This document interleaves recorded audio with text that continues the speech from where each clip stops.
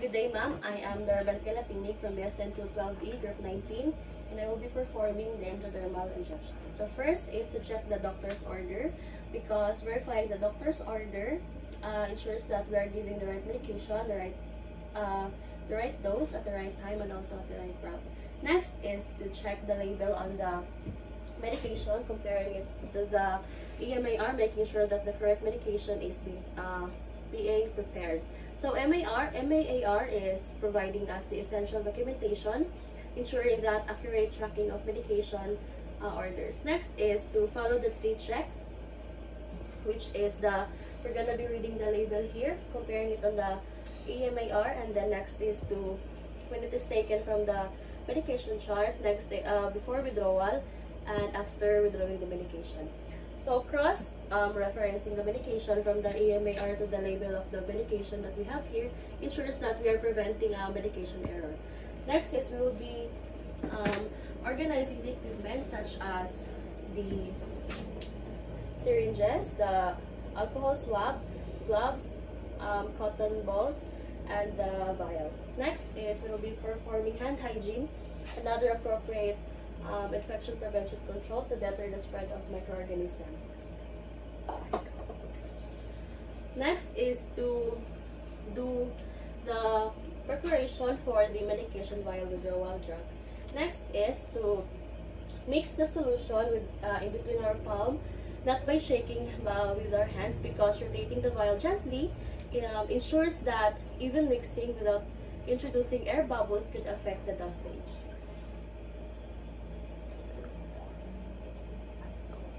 Next is we will be removing the protective cap or clean rubber cap on the top of the vial using antiseptic solution in a circular motion, because cleaning the vial ensures that no bacteria is introduced during the needle insertion later, maintaining sterility.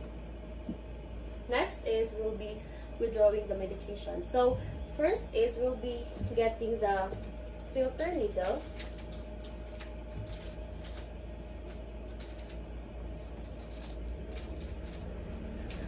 Using a filter needle because it prevents the introduction of particles or rubber fragments into the syringes.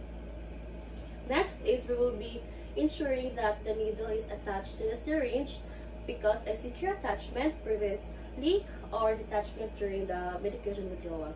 Next is we will be removing the cap from the needle, then draw up into the syringe the amount of air equal to the volume of the medication to be withdrawn.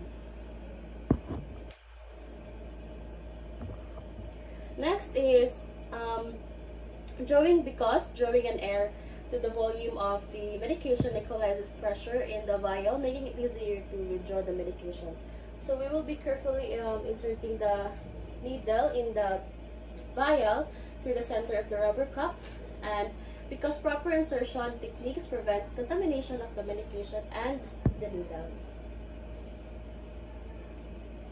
Next is to inject the air to the vial, keeping the bevel of the needle above the surface of the medication. Next is to withdraw the prescribed amount of medication using either of the following. So the choices that we have is we're gonna hold the vial down with the base lower than the top, then move the needle tip so that it is below the fluid level, and withdraw the medication.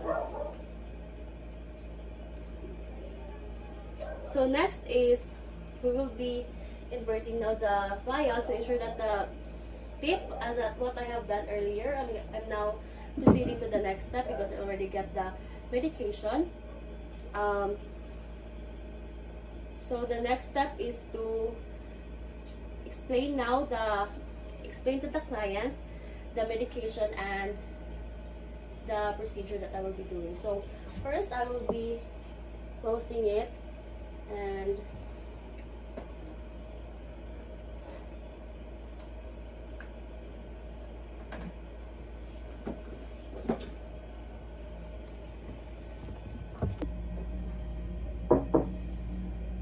good day, ma'am. How are you? I'm fine. I am Dorabel Kalapinig from Nova Doctors College, and may I please see your wristband, ma'am, and kindly state your name and your birthday? Samson, December 23, 2000. So today, ma'am, I will be doing a skin testing to you to know if you are allergic to any of the medication. Later on, I will be inserting a needle into your forearm, but rest assured that it is not painful because it is just tolerable.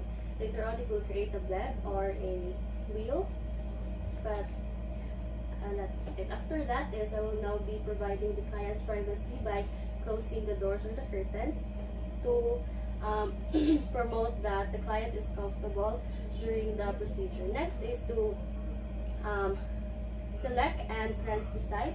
So we will be selecting a site that is just 3 or 4 finger widths below the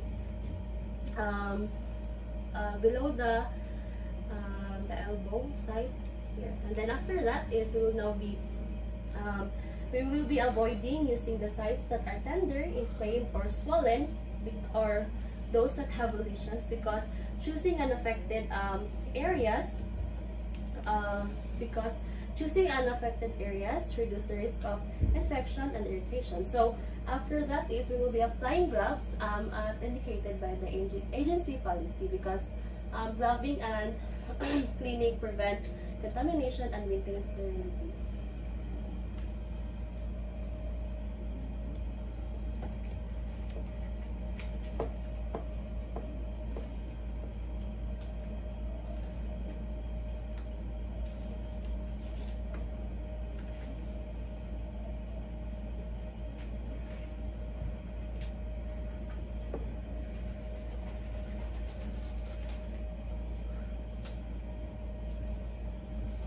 Next is, after applying gloves, we will now be preparing the syringe for the injection. So we're gonna remove the cup, and then before we remove the cup, we will first wipe the site that we choose, and while we wait for it to dry, we will not yet open the cup of the needle. By wiping, we're using a circular motion.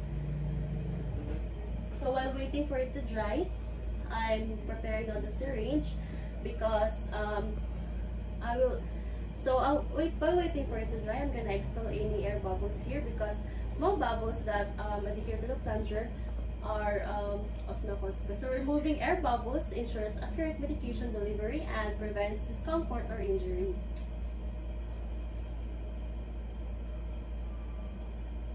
So after that is, I will now be grasping the syringe in my dominant hand close to the hub, because holding it between thumb and forefinger. So I will hold the needle almost parallel to the surface of the skin with the bevel of the needle up. Next is I will be injecting the fluid with the non-dominant hand. With the non-dominant hand, I will pull the skin at the site until it is taut. For example, if using I will grasp the patient's here, and then I will taut the skin and facilitate small needle insertion and reduces discomfort.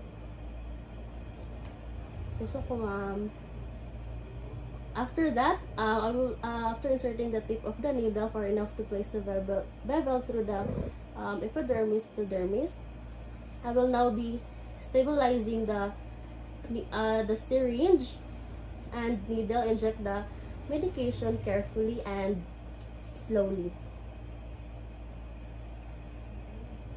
So after that, I will now withdraw the needle quickly at the same angle. We have to avoid massaging the area. So after that, after injecting, we're gonna activate the safety device that prevents needle sticking injury.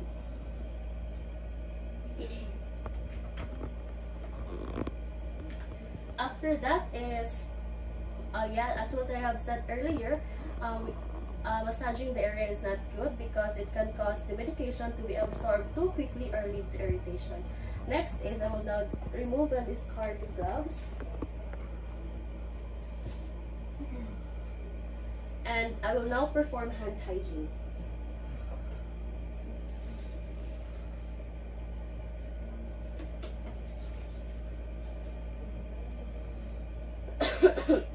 So after that is I will now be marking the injection site with a black pen, because marking the site allows for easier monitoring of any of the reactions such as redness or swelling. After that is I will now be documenting all the information records in and the dosage, the route, the time, and the client's response, improving care continuity. So after that is I will be evaluating the condition of the site for at least 30 minutes depending on the test measure of the area and the redness and duration in millimeters of largest diameter, and document findings. Next is to document if the client has a positive or negative skin test result. So after that, that's it for me.